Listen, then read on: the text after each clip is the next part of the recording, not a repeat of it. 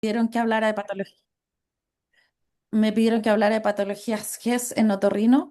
No puedo empezar a hablar de las patologías de GES de otorrino sin hablar antes de un primer paso que es el tamizaje auditivo. Y cómo se ha ido desarrollando en el país. El tamizaje auditivo es fundamental para poder tener el diagnóstico precoz. Sabemos que si no le hacemos el tamizaje a los recién nacidos antes del alta, el diagnóstico se produce después de los 2 años, habitualmente cerca de los 4 años. Entonces, por eso es tan importante hacer un tamizaje auditivo.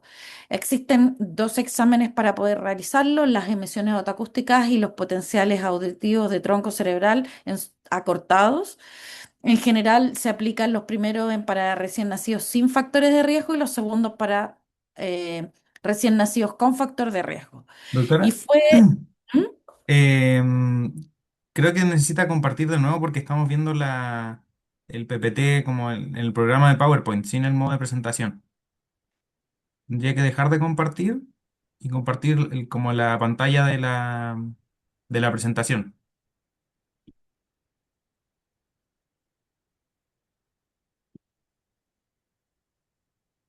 Ahí, ¿Ahí? se ve perfecto. Ya. Entonces lo que les estaba diciendo es que los dos exámenes para realizarlo son las emisiones otoacústicas o los potenciales auditivo tronco cerebral acortados. Y fue un gran avance el que esta prestación, el tamizaje auditivo, fuera incorporado a las prestaciones de parto, ya sea de FONASA, ya sea por el programa PAD, donde muchas personas, muchas madres embarazadas tienen a su recién nacido en algún prestador privado, pero a través de la modalidad PAD parto, que son más o menos entre 40.000 y 35.000 recién nacidos cada año por esa modalidad. Y también se incorporó a aquellos partos de modalidad institucional, que son aquellos que nacen en los hospitales públicos.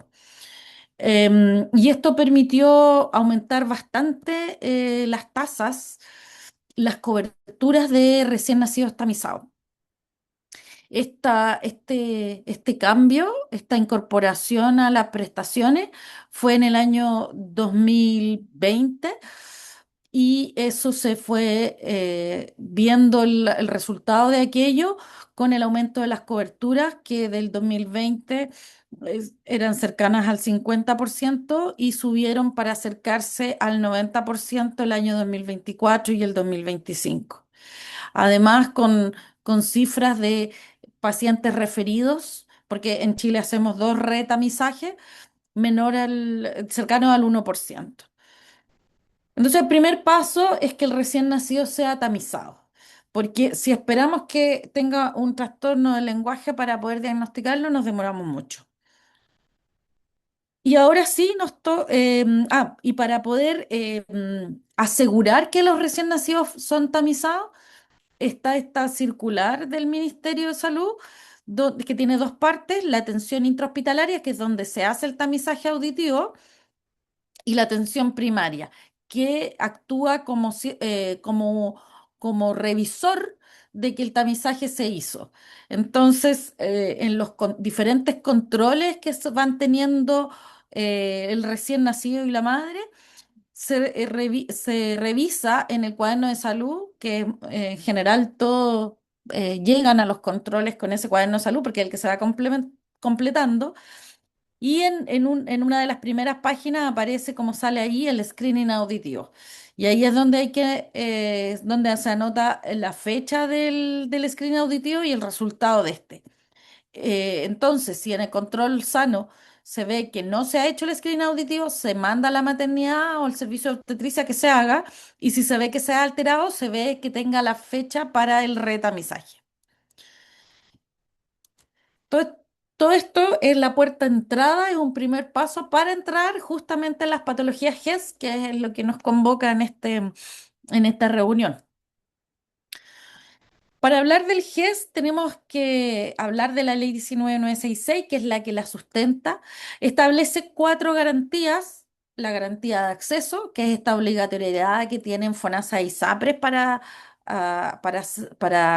implementarla, digamos, y la garantía de oportunidad, que es el plazo máximo para cada una de las prestaciones, la protección financiera, que es el copago máximo, dependiendo de FONASA o ISAPRE, y la calidad que se asegura estableciendo prestadores acreditados, no cualquiera puede ser un prestador, y a través de las normas técnico-médico-administrativas. ¿Cuáles son los GES de hipoacusia propiamente tal? Básicamente los que se dan en los niños menores de 4 años y en las personas mayores de 65. Vamos a empezar con los niños. En el caso de los niños, tenemos dos problemas de salud de hipoacusia. Primero, surgió en el año 2005 el problema de salud de la hipoacusia bilateral del prematuro, que si bien garantizaba todo, el tamizaje, la confirmación diagnóstica, el tratamiento y el seguimiento, era para una población muy reducida, o es para una población muy reducida, que son aquellos recién nacidos de menos de 1.500 gramos o menores de 32 semanas. Entonces, como digo, aseguraba todo para estos niños, pero eran muy pocos niños. Entonces, el que da más respuesta, más que el problema de salud 59 del GES, es el problema de salud 77, que es para todos los menores de 4 años. Es muy importante aclarar que todas las garantías del GES se van revisando cada 3 años, y por eso cada 3 años hay un nuevo decreto. El decreto actual es el decreto 22, que es del año 2025. ¿Qué establece? Establece que pueden ingresar todos aquellos niños menores de 4 años que tengan hipoacusia sensorio-neural, ojo que aquí no entran los de conducción, que tengan hipoacusia moderada, severa o profunda, ¿ya? Nacidos desde el 2013. Como digo, este problema de salud es más nuevo, a diferencia del de prematuro, que era del 2005. Este es desde el 2013, que está vigente. ¿Y qué es lo que garantiza? Garantiza la confirmación diagnóstica. O sea, todos los niños que tengan sospecha de hipoacusia, tengan menos de 4 años, tienen garantizada la confirmación diagnóstica dentro de 90 días. Y es muy importante porque a qué le vamos a definir, a qué le vamos a llamar sospecha. Le vamos a llamar sospecha, según la circular 14, que está más abajo, a todo aquel niño recién nacido que sale alterado o refiere el retamizaje. O sea, se hizo el tamizaje, salió alterado y luego el retamizaje salió nuevamente alterado.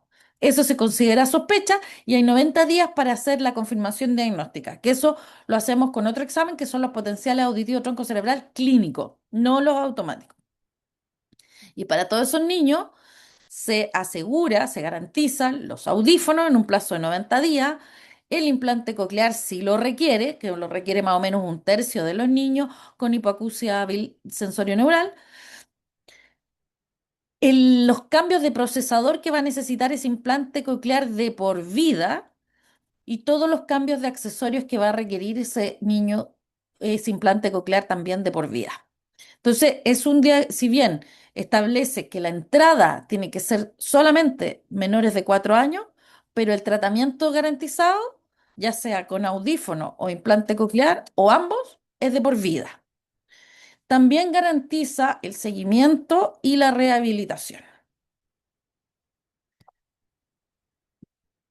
Es muy importante porque me preguntan bastante si las recomendaciones incluidas en las guías clínicas son obligatorias o no.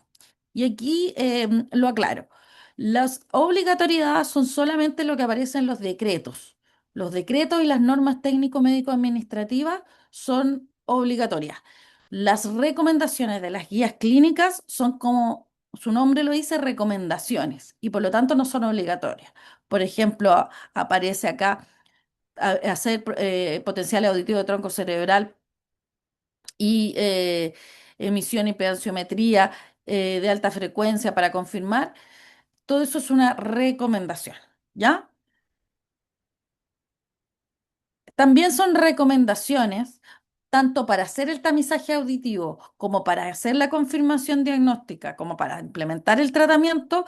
todas aquellas que están incluidas en la orientación técnica llamada hipacusia en el curso de vida.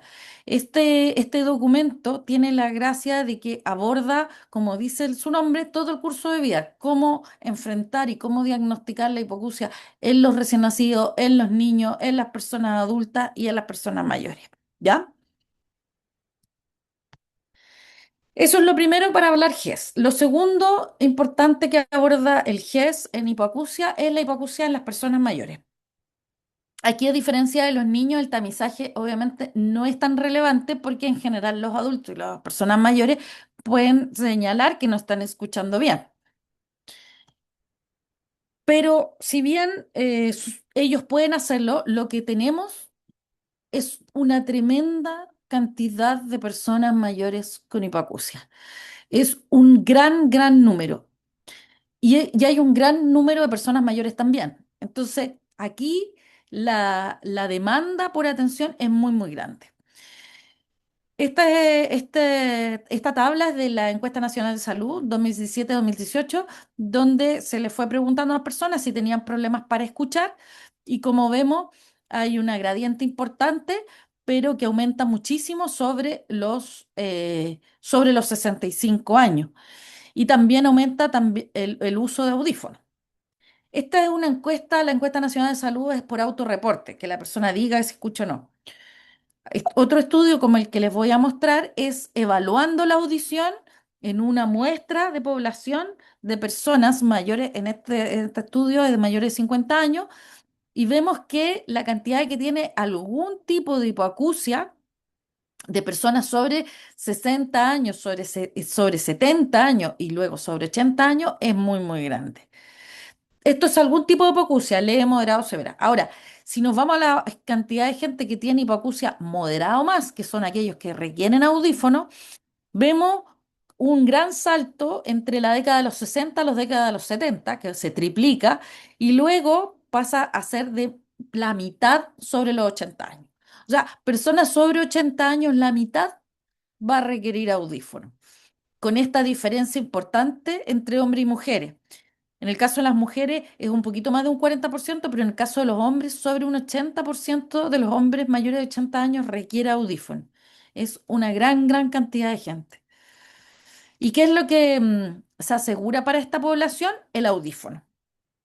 El audífono unilateral, en el caso de los niños, el audífono es bilateral, se entrega siempre para los dos audífonos. En el caso de las personas mayores, se entrega uno y después se entrega el otro. O sea, no necesariamente los dos al mismo tiempo, como en el caso de los niños, con un plazo de 45 días desde la confirmación diagnóstica y se van recambiando los audífonos de acuerdo a cómo evoluciona. En general, los audífonos duran aproximadamente 5 años.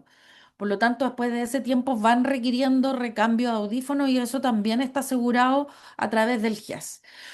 Una incorporación importante es la rehabilitación. Porque aquí, a diferencia de los niños, en las personas mayores muchas tienen el audífono, pero no lo usan porque les cuesta acostumbrarse.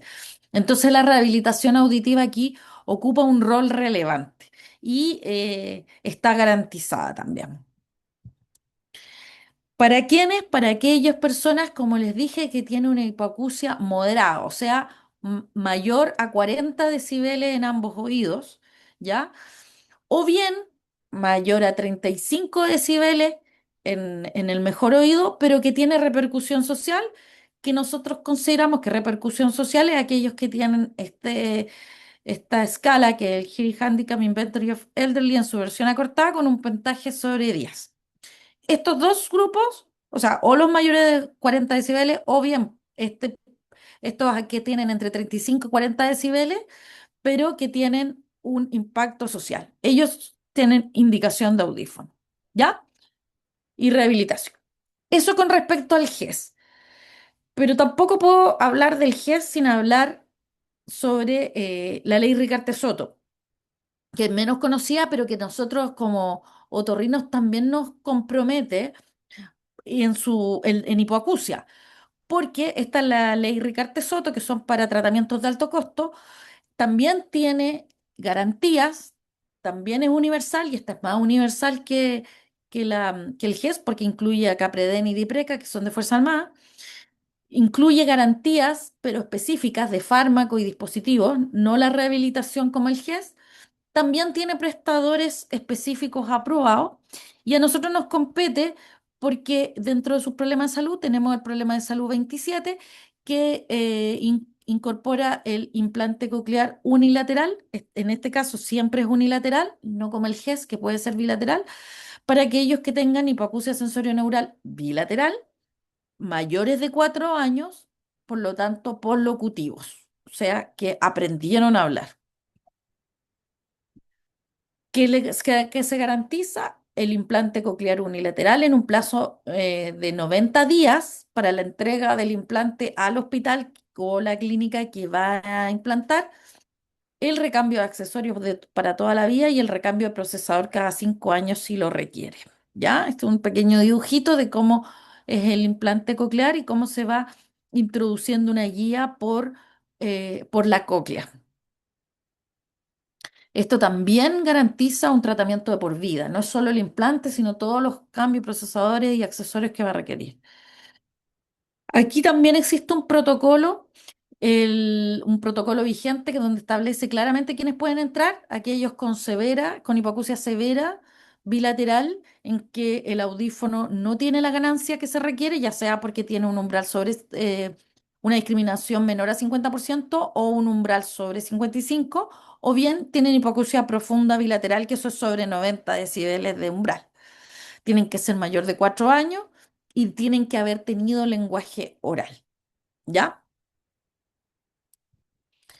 ¿Cuántos implantes se ponen cada año en Chile? Por la ley Ricarte Soto, aproximadamente 200 pacientes cada año. Y lo último que quisiera hablarle es que nosotros, la hipoacusia, como lo vimos en el curso de vida, es algo que cuando se instala ya no lo podemos evitar. Pero nosotros como médicos tenemos un papel súper relevante en prevenirlo. Ahora la expectativa de vida no es la de antes, sino que aumenta año a año y son muchos años que vamos a necesitar nuestros oídos funcionando bien. Y nosotros, como digo, actuamos como entes que vamos a promover la prevención y para eso tres medidas que nosotros en la que podemos contribuir basado en la siguiente encuesta. La primera, em, solo para mostrarle, es que hay lugares donde hay mucho ruido, ¿cierto? Gimnasios, bar, discos, conciertos, recitales, y la gente em, no tiene incorporado el uso de esos de tapones auditivos para esos eventos. Muchas veces pasa que van a un concierto y al día siguiente tienen tinnitus y a veces la pérdida auditiva se mantiene. Entonces, el uso de tapones permite disfrutar un concierto de música o disfrutar ciertos lugares donde hay mucho ruido sin tener un impacto posterior. Otra cosa relevante es poder usar ciertas aplicaciones, que hay varias y todas gratis, para medir cuál es el ruido ambiente, para saber ¿qué es lo que está pasando? Sabemos que sobre 80 decibeles en ruido ambiente ya produce algo de daño, pero sobre 90 o sobre 100, mucho más. Entonces, el poder medir el ruido ambiente es una buena alternativa para saber en qué momento, en qué circunstancia me tengo que proteger con tapones. Y lo último es preferir audífonos siempre supraauriculares de los grandes y evitar aquellos que van intraauriculares porque se utilizan a un volumen mayor. ¿Por qué? Porque bloquean el sonido ambiente de mucho menor manera que los supraauriculares. Especialmente los supraauriculares con cancelación de ruido son especialmente buenos para poder escuchar música a un bajo volumen. Hay una serie de videos en esa página que les pongo acá abajo para poder sensibilizar respecto a esto. Y esto era de lo que les quería hablar. No sé si tienen alguna pregunta.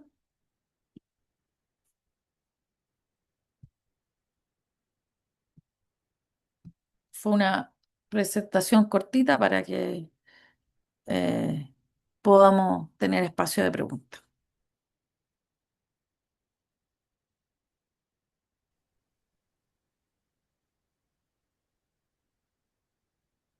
Mm, Doctora, yo le quise hacer una pregunta que va quizás un poco más allá del GES en sí. Para los participantes, ¿hay algún como recomendación, tip para la pesquisa de hipoacusia en pacientes pediátricos, como para poder activar a tiempo este GES desde el punto de vista de la medicina general, en un consultorio? Sí, yo voy a volver a compartir la presentación. Eh, eh, no sé si ahí me va a salir como presentación o como ahí, Sí, se ve súper bien. ya. Aquí está la clave. Todos los que hemos trabajado en atención primaria sabemos que los pacientes, los papás y los niños cuando vienen al control sano, que nosotros en Chile tenemos buena cobertura de control sano si uno la compara con otros países, siempre tenemos que revisar este cuaderno. Este cuaderno sale claramente establecido si se le hizo screening auditivo o no, el resultado del screening auditivo. Entonces yo diría que lo primero es revisar el cuaderno para saber si se le hizo screening auditivo, porque la probabilidad de que generen una hipoacusia más tardía es baja. La mayoría de los niños con una sordera nacen sordos. Ahora, después uno igual tiene que estar sospechando. ¿Y en quiénes van a sospechar? En aquellos que tengan sospecha de hipoacusia, ya sea por los cuidadores o por los profesores. Hay todo un programa en Juraed muy bonito donde los niños se les hace evaluación auditiva, se hacen encuestas a los profesores y a los apoderados para ver si hay sospecha de hipoacusia. Entonces, estar atento a esa conexión con lo que hace Junaev en los colegios. Lo segundo, en caso de trastorno del lenguaje. Eso es como en esos pacientes se va a tener sospecha de hipacusia o en aquellos que tienen o una síndrome asociado a hipacusia o una malformación craniofacial o que estuvieron en UTI más de 5 días. Son pacientes en que tienen factores de riesgo, citomegalovirus al nacer, y que por lo tanto, estos son los factores de riesgo de la Academia Americana de Pediatría. Voy a estar más atenta a si empiezan con un trastorno del lenguaje o empiezan con la sospecha de hipacusia. Eso. Muchas gracias por la respuesta. Mm, Dejamos el espacio si hay alguna otra pregunta que quieran hacer los participantes por el chat. Había un chat que decía tengo una duda, pero después no pude ver cuál era la duda. Mm, Ah, vamos a abrir el micrófono a los participantes si alguien quiere. eh, No sé si me escucho. sí. Yo era la que escribió, ¿no? De que al final era un detalle, como entre audífonos intraauriculares con cancelación de ruido, igual no sería lo mejor en comparación a los que son extraauriculares. sí, no, definitivamente la recomendación son los supraauriculares porque permiten aislar mucho más el ruido y con cancelación de ruido. O sea, si yo tuviera que elegir o sea, de hecho, yo, yo los audífonos que uso son esos, los fonos que yo uso y que lo que pasa es que son más caros que los otros, pero vale la pena porque permiten disfrutar la música a un volumen muchísimo más bajo que los otros. Sobre todo, por ejemplo, aquellos escolar, adolescente, etcétera, que usan los audífonos en el metro, por ejemplo. En el metro ya se ha medido que el ruido ambiente son 80 decibeles, por lo tanto, si alguien quiere escuchar a música adentro, lo tiene que estar escuchando a 85, 90 decibeles. Y si no tiene cancelación de ruido, mucho más. Entonces, siempre preferir aquellos audífonos. Ya, y tengo otra duda. El test para adultos mayores, claro, se llama como hipoacusia bilateral en personas mayores de 65 años, pero igualmente en caso de que sea solo unilateral, se le da un solo audífono. O como, No, no, no, se da primero uno habitualmente y después otro. Hay una modificación porque hasta el año pasado se exigía solamente dar uno por año, pero ahora se permite entregar dos por año. Pero lo que sí exige es que la hipoacusia tiene que ser bilateral. Ya, claro, ahí no es donde me confundes. Perfecto, gracias.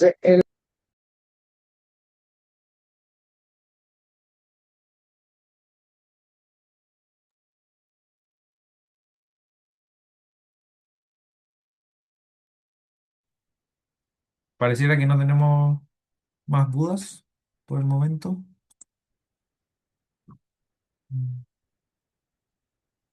Estuvo súper clara su clase, doctora. Muy Qué bueno. sintético, como al hueso. Bien precisa y concisa. Muchas gracias por la presentación. Eh, Gracias a usted. en nombre de todo el comité de organización, le agradecemos por su gran disposición y el tiempo para sumarse a esta instancia. Se nota que la apasiona estos temas, así que Mm, es un gusto sí. tenerla de presentadora. Y nada, reiterar el agradecimiento por participar. Posteriormente le vamos a enviar un correo, obviamente con su certificación de la ponencia. Y si es que nos podría mandar alguna retroalimentación y alguna preguntita para los participantes, como esto es una jornada que se evalúa al final, para Ah, incluir ya. alguna pregunta en la prueba. Pero eso, muchas gracias. Perfecto. Que les vaya muy bien. Muy bonita jornada que están haciendo. Muchas gracias. Em, Bueno, a los participantes que continuamos con la otra clase del doctor Benavides. Esta está programada para las 8. Así que mientras tanto vamos a dejar un break para que puedan tomarse un cafecito, ir a tomar agua. Y cuando se una el doctor, vamos a reintegrar continuar con la jornada. ¿Ya? Así que estaríamos empezando a las 8 si es que se suma el doctor a tiempo. Nos vemos.